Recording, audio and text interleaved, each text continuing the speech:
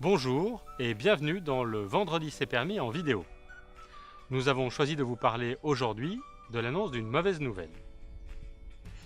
Auguste a demandé à prendre ses congés du 1er au 15 août.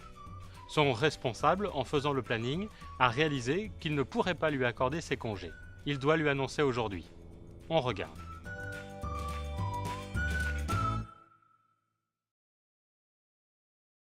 Auguste, j'ai voulu te voir aujourd'hui parce que j'ai travaillé sur le planning des congés de cet été. Oui. Voilà. Et tu m'avais demandé des congés pour la première quinzaine d'août. Oui, et c'est bon.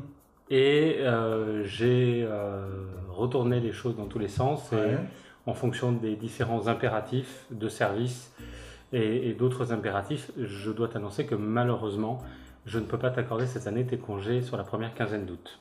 C'est une plaisanterie? Malheureusement non, Rémi, avec toute la bonne volonté du monde, j'ai fait le maximum, mais je ne peux pas te donner tes congés cette année pour la première quinzaine d'août. Alors ça fait 7 ans que je pars début août, alors je veux pas dire que c'est normal, enfin, putain, ça fait 7 ans, et moi j'ai envoyé des arbres pour une loc sur la première quinzaine, parce qu'il y avait plusieurs personnes qui voulaient la même baraque, c'était le premier qui envoyait des arbres. Je fais comment, quoi?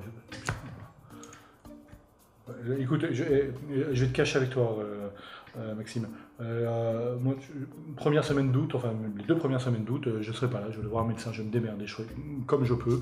Mais toi, je suis cash, je te le dis, moi je serai pas là, je n'ai rien à foutre.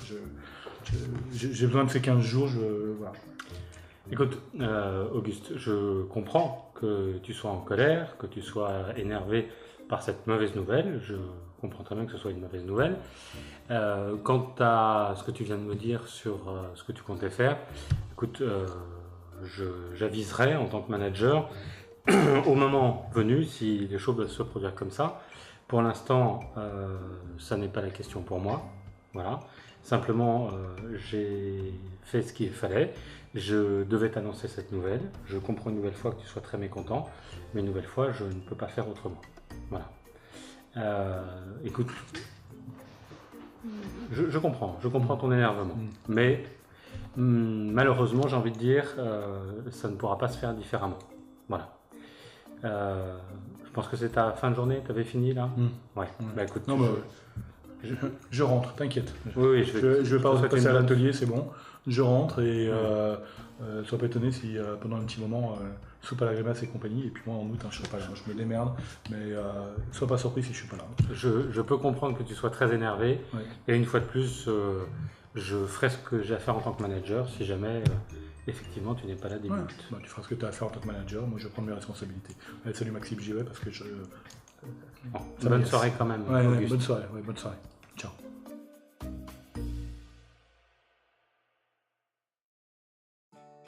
Moment difficile pour le manager. Annoncer une mauvaise nouvelle n'est jamais facile et comme nous l'avons vu, la réaction du collaborateur peut être parfois agressive.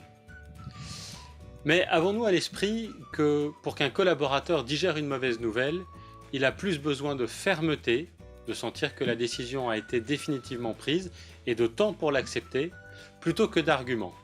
N'avons-nous pas tendance à essayer de convaincre et à répéter sans fin des arguments alors que nos collaborateurs ont plus besoin de temps pour digérer?